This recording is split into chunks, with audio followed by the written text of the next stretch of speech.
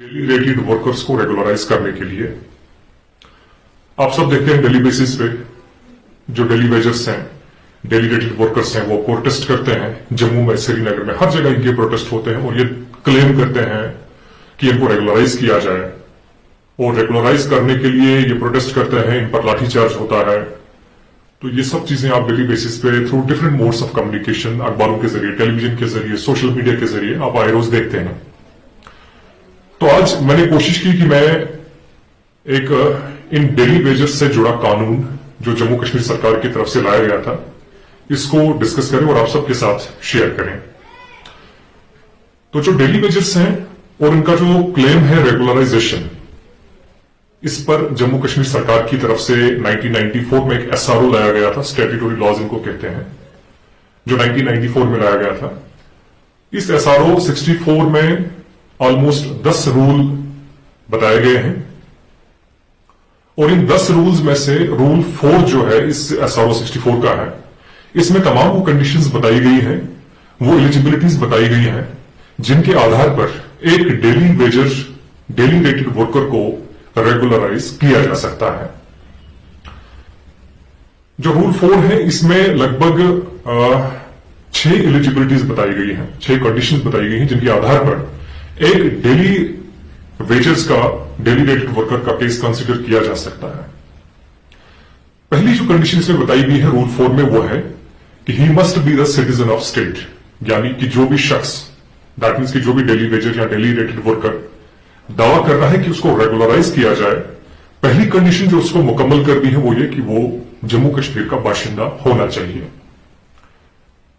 दूसरी चीज इसमें जो बताई गई है वो ये कि at the time of appointment, यानी जिस वक्त वो अपॉइंट हुआ है एज डेली वेजर, उस वक्त उसकी एज ना ही मिनिमम होनी चाहिए और ना ही मैक्सिमम होनी चाहिए।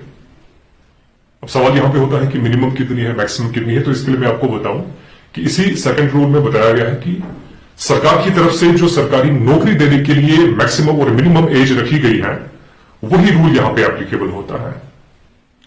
और अगर इस कंडीशन को एक शख्स डेली वेजर फुलफिल नहीं कर पाता है या इससे बाहर है, तो उसका क्लेम सब्सिक्वेंटली कंसीडर नहीं किया जाएगा और न ही उसका केस मेंटेनेबल साबित होगा।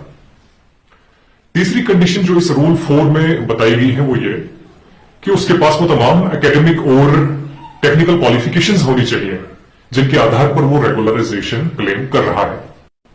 चौथी कंडीशंस जो इसमें बताई गई है वो ये कि वो शख्स डेली रेटेड वर्कर या डेली वेजर किसी भी सरकारी या सेंट्रल गवर्नमेंट सर्विसेज से रिटायर हुआ शख्स ना हो, या किसी भी local public authority, local bodies, उन तमाम चीजों से रिटायर हुआ ना हो। अगर है तो उसका क्लेम कंसीडर नहीं किया जाएगा, उसका केस मेंटेनेबल नहीं रहेगा। इसके बाद जो 5वीं कंडीशन इसमें बताई गई है वो ये कि उसका जो वर्क है, दौरान सर्विस, उसका जो कंडक्ट है, उसका जो काम है वो सेटिस्फैक्टरी रहा हो और उसके खिलाफ किसी भी तरह की कोई भी डिसिप्लिनरी प्रोसीडिंग इनिशिएट न की गई हो।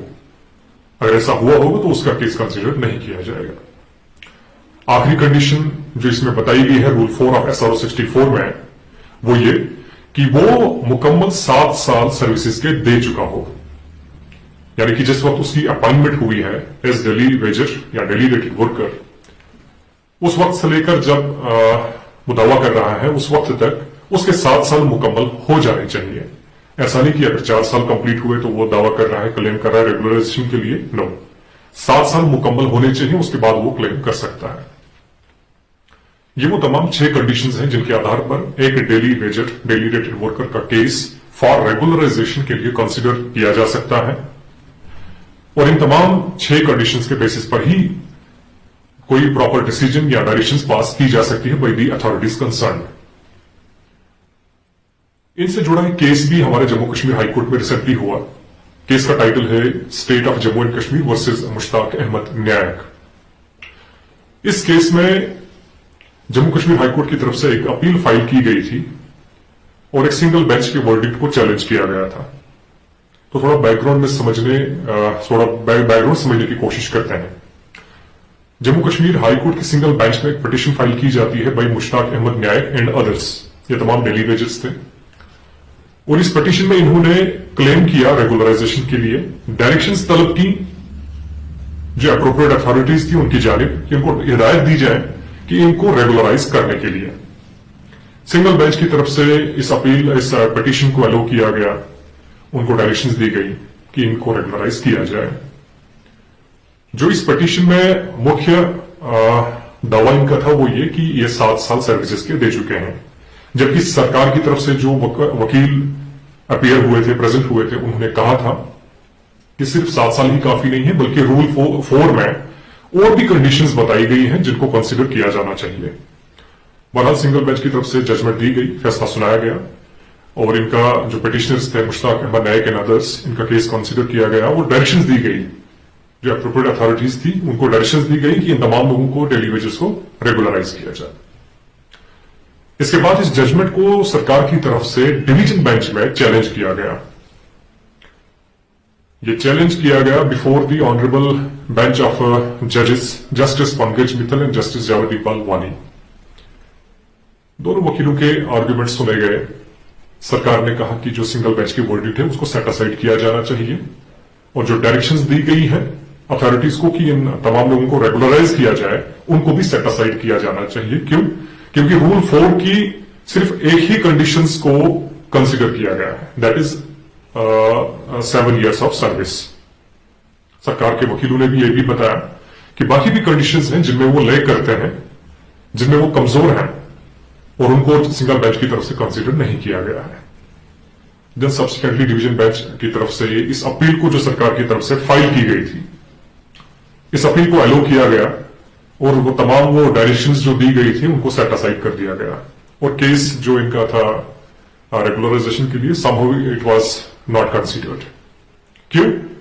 क्योंकि ये जो पिटिशनर्स थे, ये जो मैंने कहा था रूल 2 में दूसरी जो एलिजिबिलिटी है कि एज ना ही मैक्सिमम होनी चाहिए और ना ही मिनिमम होनी चाहिए, ये इस कैटेगरी में कमजोर थे। तो सब्सिक्वेंटली जो है हाईकोर्ट ने कहा कि सिर्फ 7 साल ही सर्विसेज में होना काफी नहीं है, बल्कि बाकी भी कंडीशंस हैं, एलिजिबिलिटीज हैं जो रूल 4 ऑफ SRO 64 में बताई गई हैं, वो भी मुकम्मल होनी चाहिए। अगर वैसा नहीं है तो आपका केस कंसिडर नहीं किया जाएगा और ना ही अप्रोप्रिएट अथॉरिटीज को किसी भी तरह की डायरेक्शन दी जाएंगी। हम देखते हैं आए रोज हमारे समाज में, सोसाइटी में डेली वेजेस प्रोटेस्ट करते हैं, उन पर लाठीचार्ज होता है, वो रेगुलराइजेशन क्लेम करते हैं।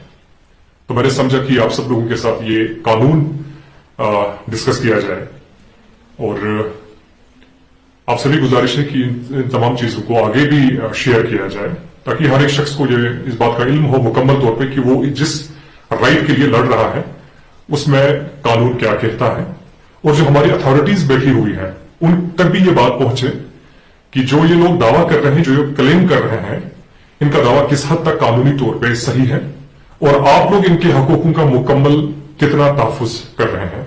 शुक्रिया।